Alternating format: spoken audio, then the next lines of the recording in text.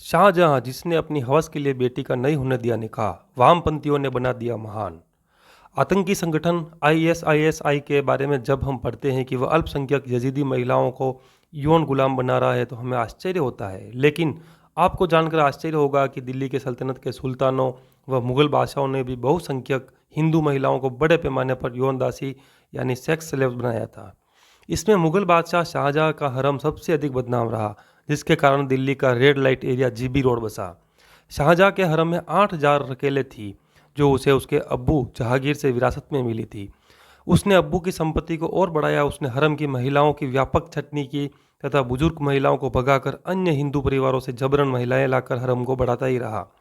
कहते हैं कि उन्हीं भगाई हुई महिलाओं से दिल्ली का red light area GB road गुलजार हुआ था और वहाँ इस धंधे की शुरुआत हुई थी। जबरन अगवा की हुई हिंदू महिलाओं की यौन गुलामी और यौन व्यापार को शाहजहां प्रश्रय देता था और अक्सर अपने मंत्रियों और संबंधियों को पुरस्कार स्वरूप अनेकों हिंदू महिलाओं को उपहार में दिया करता था। यह शख्स यौनाचार के प्रति इतना आकर्षित और उत्साही था कि हिंदू महिलाओं का मीना बाजार लगाया करता था।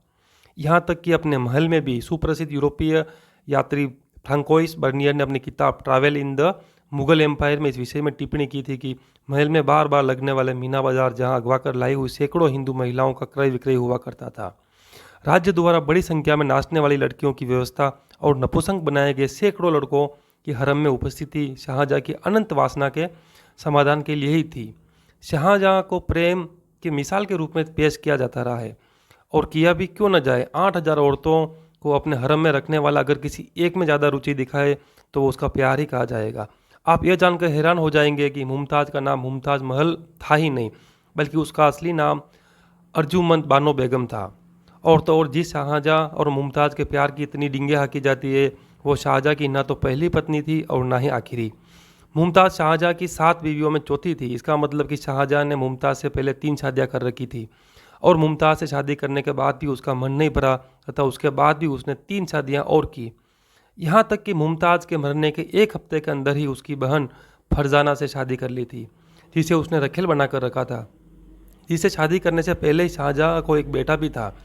अगर शाहजहां को मुमताज़ से इतना ही प्यार था तो मुमताज़ से शादी के बाद भी शाहजहां 3 और शादियां क्यों की? शाहजहां की 7 बीवियों में सबसे सुंदर मुमताज़ नहीं बल्कि इशरत बानो थी, जो कि उसकी पहली बीवी थी।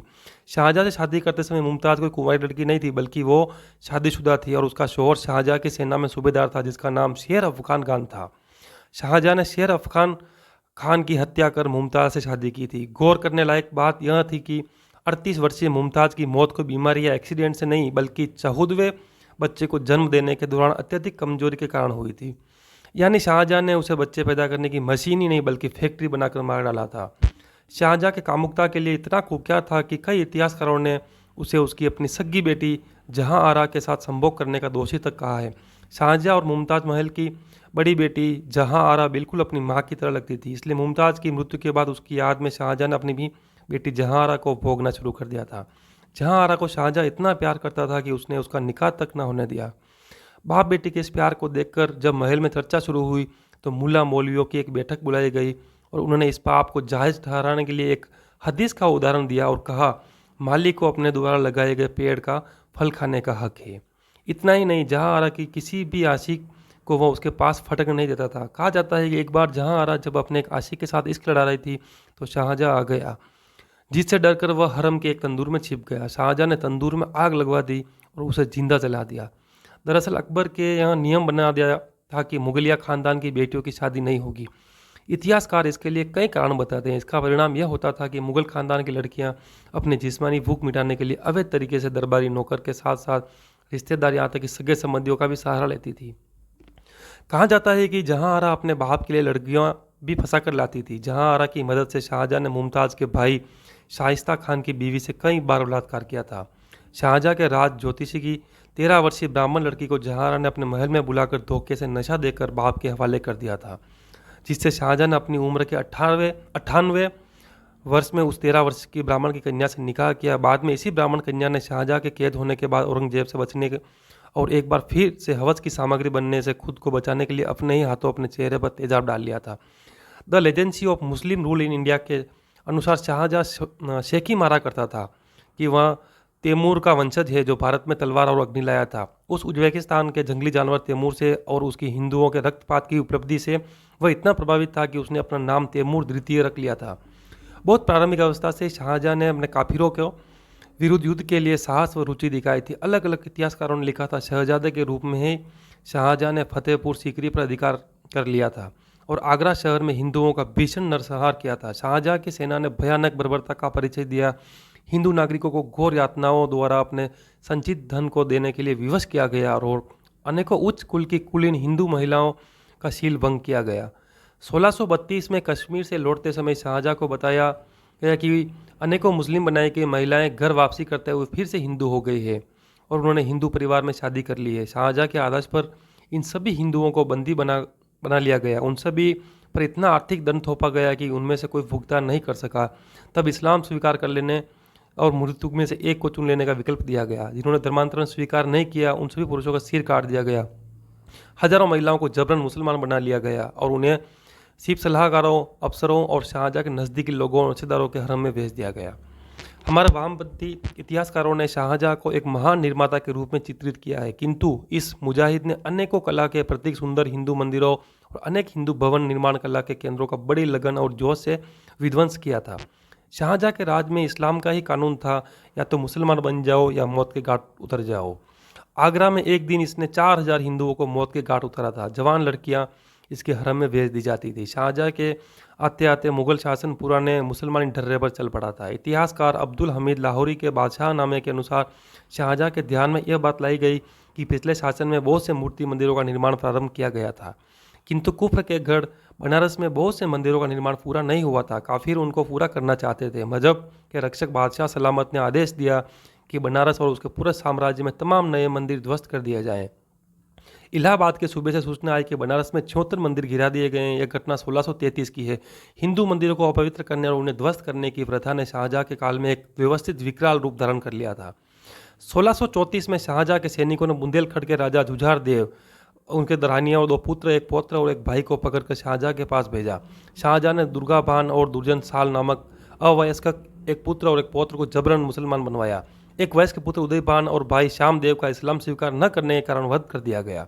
रानियों को हरम में भेज दिया गया। गुलामी के लिए अथवा व्यभिचार के लिए इस मुस्लिम व्यवहार के विपरीत दुर्गादास राठौर ने औरंगजेब की पौत्री सफिती तुनिसा और पौत्र बुलंद अख्तर को, जिन्हें औरंगजेब का पुत्र और शाहजहां का पौत्र शाहजादा अकबर उसने संरक्षण में छोड़ दिया गया था। नियमानुसार इस्लाम की शिक्षा दिलाकर सम्मानपूर्वक औरंगजेब को 13 वर्ष के बाद जब वह जवान हो गए तो वापस कर दिया। यह इस्लाम और हिंदू धर्म की शिक्षा के कारण हुआ। यह 2 ऐतिहासिक उदाहरण हिंदू और मुसलमान मानसिकता के अंतर पर प्रकाश डालने के लिए पर्याप्त है। शाहजहां की धार्मिक नीतियां लगातार विवाद में रही। हिंदू माता की कोख में जन्मी संतान इस्लाम को लेकर ज़्यादा ही आग्रही था। उसने हिंदुओं की तीर्थ यात्रा पर भारी कर लगाए, साथ ही कई ऐसे आदेश दिए जो हिंदुओं को परेशान करने वाले थे। 1634 ईस्वी में उन्होंने ही बात शुरू की कि अगर कोई हिंदू लड़की और मुस्लिम लड़का शादी करे तो ये शादी तब तक जायज़ नहीं होगी जब तक कि अगला पक्ष इस्लाम न स्वीकार कर ले। ये भी कहा जाता है कि हिंदुओं को मुसलमान बनाने के लिए इस मुगल बादशाह के राज में एक जो केवल यही बात सुनिश्चित करता था, इस बात का जिक्र कई जगहों पर मिलता है। अकबर ने उन किसानों के परिवारों को गुलाम बनाने और बेचने पर प्रतिबंध लगा दिया था जो सरकारी लगान समय से नहीं दे पाए थे। शाहजहां ने इस प्रथा को फिर से चालू कर दिया। किसानों को लगान देने के लिए अपनी स्त्रियों और बच्चों को बेचने पर मजबूर किया जाने लगा। किसानों को जबरन पकड़कर गुलामी बेचने के लिए मंडियों और मेलों में ले जाया जाता था। उनकी अभागी स्त्रियां अपने छोटे छोटे बच्चों के लिए रुदन करती चली जाती थी। शाहजहां के आदेश थे कि इन हिंदू गुलामों को हिंदुओं के हाथ न बेचा जाए। मुसलमान मालिकों के पास गुलामों का अंततः मुसलमान हो जाना निश्चित था। शाहजहां ने जितने भी युद्ध किए उनमें कहीं भी उसने हिंदुओं के प्रति उदारता का प्रदर्शन नहीं किया। वह सदा उनके प्रति क्रूर बना रहा, जिससे देश की बहुसंख्यक प्रजा उससे आतंकित रही। हिंदू इतने घृणित अनाचार को सहन नहीं कर सकता था, इसलिए उसे विद्रोही होना था और विद्रोही बनकर अपनी स्वतंत्रता का मार्ग प्रशस्त करना था। यही कारण था कि हिंदुओं ने इस अनाचारी बादशाह और प्रेम के कथित पुजारी व्यभिचारी शासक से मुक्ति पाने हेतु उसे दर्जनों बार चुनौती दी और उसे सर्वथा एक असफल शासक बनाकर रख दिया। इतना असफल कि उसका अपनी संतान पर भी नियंत्रण नहीं रहा और एक दिन उसके अपने पुत्र औरंगजेब ने ही उसे जेल में डाल दिया। 1657 में शाहजहां बीमार पड़ा और उसी के बेटे औरंगजेब ने उसे उसकी बेटी जहांआरा के साथ आगरा के एक किले में बंद कर दिया। परंतु औरंगजेब ने अपने बाप की अय्याशी का पूरा इंतजाम रखा। अपने बाप की कामुकता को समझते हुए उसने अपने साथ 40 रखेले रखने की इजाज़त दे दी और दिल्ली के आकर अपने बाप के हज़ारों रखेलों में से कुछ गिनी चुनी औरतों को अपने हरम में डालकर बाकी सभी को किले से बाहर निकाल दिया। उन हज़ारों महिलाओं को भी दिल्ली के उसी हिस्से में पनाह मिली जिसे आज दिल्ली का red light area GB road कहा जाता है, जो उसके अब्बा शाहजहाँ की मेहरबानी से ही बसा और गुलजार हुआ था। शाहजहाँ की मृत्यु आगरे के किले में 22 जनवरी 1966 में 74 साल में हुई थी। बताया जाता है कि अत्यधिक कामोत्तेजक दवाएं खाने की वजह से उसकी मौत हुई थी, यानी ज़िंदगी के आखिरी वक्त तक वो ऐसे ही करता रहा। जब आप खुद ही सोचें कि क्या ऐसे बदचलन और दुश्चरित इंसान को प्यार की निशानी बताकर महान बताया जाता है। अगर शाहजहाँ को अपनी बीवी के प्रति थोड़ा भी प्यार होता तो मुमताज़ के साथ शादी करने के बाद वो इतनी रखेले ना रखता, और ना ही उसकी मौत के बाद उसकी बहन से शादी करता, और ना ही पिता बेटी के पवित्र रिश्ते को कलंकित करता। क्या ऐसा बदचलन इंसान कभी किसी के प्यार कर सकता है? क्या ऐसे वहशी और क्रूर व्यक्ति की अय्याशी की कस्में खाकर लोग अपने प्यार को बेइज्जत नहीं करते हैं?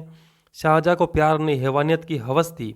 उसने अपने अहंकार और शरीर में जलती हवस की ज्वाला को शांत करने के लिए मुमताज़ से विवाह किया था, न कि उसकी सुंदरता से।